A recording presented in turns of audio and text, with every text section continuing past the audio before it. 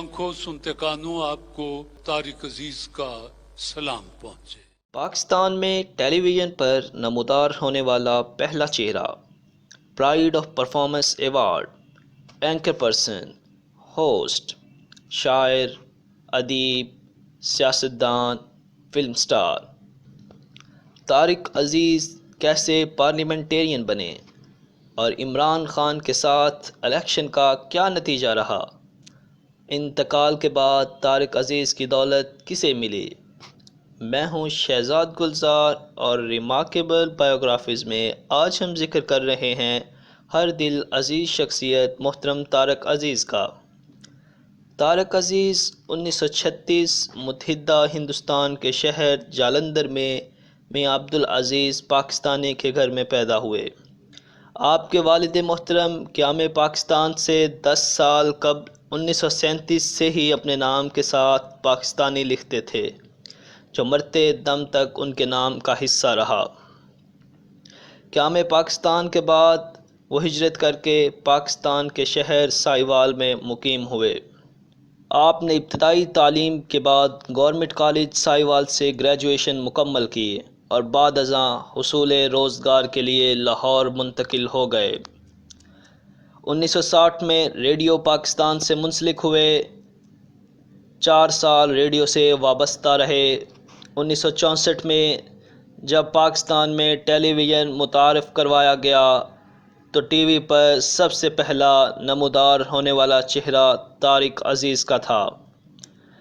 انہیں P T V کی باقاعدہ نشریات کے آغاز کرنے کا اعزاز حاصل ہے۔ السلام علیکم۔ پاکستان ٹیلی ویژن سروس کی جانب سے طارق عزیز آپ سے مخاطب ہے۔ آج کا یادگار دن پاکستان میں ٹیلی ویژن کے حوالے سے ایک تاریخ ساز دن ہے۔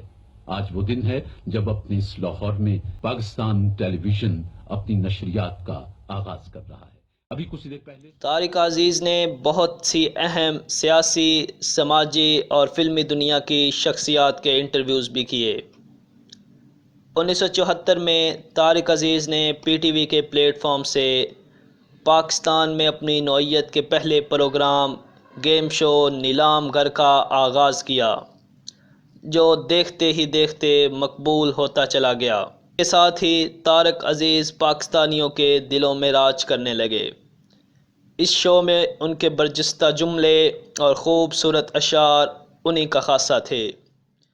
محفل محفل صحبت رکھو، دنیا میں گمنام رہو۔ نیلام گھر کو بعد میں طارق عزیز شو اور پھر 2006 میں بزم طارق عزیز کا نام دیا گیا۔ طارق عزیز پاکستان کے مہنگے ترین اینکر بھی تھے۔ انہوں نے خود ایک انٹرویو میں بتایا کہ 1 گھنٹے کے 10 لاکھ تک وصول کیے۔ طارق عزیز کو ہزاروں اشعار زبانی یاد تھے۔ کئی سوالات کے جواب وہ اشعار کی صورت میں دیا کرتے۔ انہوں نے خود بھی شاعری مجموعے لکھے، جن میں پنجابی مجموعہ ہمزاد دا دکھ بہت زیادہ مقبول ہوا۔ اردو تصانیف میں اقبال شناسی اور کالمز پر مشتمل کتاب داستاں شائع ہو چکے ہیں۔ ان کی تصانیف میں فٹ پاتھ سے پارلیمنٹ تک بھی شامل ہے۔ طارق عزیز نے سیاست اور خطابت میں بہت نام کمایا۔ 1967 میں کسان کانفرنس ٹوبہ ٹیک سنگھ میں ان کی تقریر بہت زیادہ مقبول ہوئی، جس کی پاداش میں حکومت وقت نے انہیں پی ٹی وی سے نکال دیا۔ اس کے علاوہ بھی وہ 2 مرتبہ پی ٹی وی سے نکالے گئے، ایک مرتبہ ضیاء الحق کے دور حکومت میں اور دوسری مرتبہ بے نظیر بھٹو کے دور حکومت میں۔ 1970 میں پاکستان پیپلز پارٹی میں نوجوان کارکن کی حیثیت سے شمولیت اختیار کی اور جلسے جلوسوں میں ہراول دستے کا کردار ادا کرتے رہے۔ 1996 میں پاکستان مسلم لیگ نواز میں شامل ہوئے اور 1997 کے عام انتخابات میں NA 94 لاہور سے مسلم لیگ نون کے ٹکٹ پر انتخاب لڑا۔ انہی دنوں پاکستان کے موجودہ وزیر اعظم عمران خان نے نئی نئی پاکستان تحریک انصاف بنائی تھی اور وہ بھی NA94 سے الیکشن لڑ رہے تھے۔ طارق عزیز نے 50,000 ووٹ حاصل کیے اور موجودہ وزیر اعظم عمران خان صرف 4,500 ووٹ ہی حاصل کر سکے۔